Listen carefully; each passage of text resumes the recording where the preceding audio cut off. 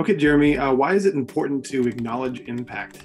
Acknowledging impact is an important part of conflict resolution, specifically when we're reconciling something that happened in the past, not jumping straight into a solution for the future, but really recognizing what had happened in the past so that the person understands that we understand what the impact of our actions were. The way that I look at conflict, I typically frame it through a human needs perspective. And when certain needs are being threatened or when they're being impeded or at least perceived that way, that tends to create conflict. And so we need to figure out how to mitigate the perception or the actual threat to someone's basic needs or their goals. How do we mitigate that threat? The person has to know that the need is not actually being threatened. And how do they know that the need's not actually being threatened? Someone needs to acknowledge the fact that they understand what the threat was and that they're going to mitigate it. If you don't acknowledge, hey, I recognize what I did and how it impacted you, if that's not clear to the person who feels threatened in some way, then how can they start to rebuild trust that you're not going to do it again in the future, or you actually care enough about their feelings or their needs or their goals to be wary about it in the future and maybe be more cautious about it.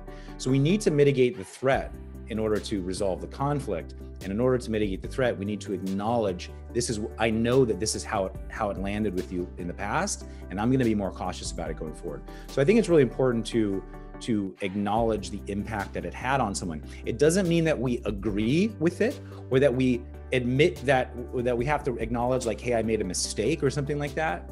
It just means that we acknowledge what we did had an impact and that we care enough to A, acknowledge it, and B, be more cautious about it in the future. I'll give you an example. So let's say you're in direct reports comes to you, you're a supervisor, and they say, you keep pointing out all the great things I'm doing in the meetings, and I appreciate it, but when you keep soloing me out in meetings, it makes everybody feel like you're playing favorites, and then they start treating me differently, and I feel embarrassed, and I'd rather you not did that anymore, or not did it so frequently.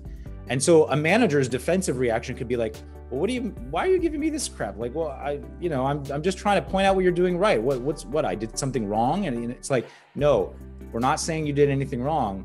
We're just trying to tell you the impact that your actions had. So if the person instead could say, so I recognize that when I'm pointing out something in the meetings that you're doing right, and I keep doing it to you only, it feels quite embarrassing, and it makes me seem like I'm playing favorites. Okay, I get that. I get the impact, and I see the effect that it's having on you and your relationship with your coworkers. All right, so I'm going to be more cautious about that going forward. And is there anything that I could do differently to recognize you in a way that doesn't feel embarrassing or something like that? And so creating a solution that way.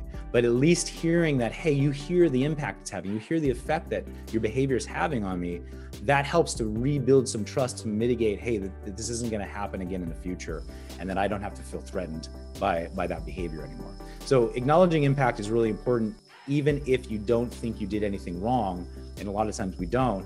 You can still acknowledge the impact, the effect that your behavior had, and then just let them know, I do care enough to be cautious about it going forward.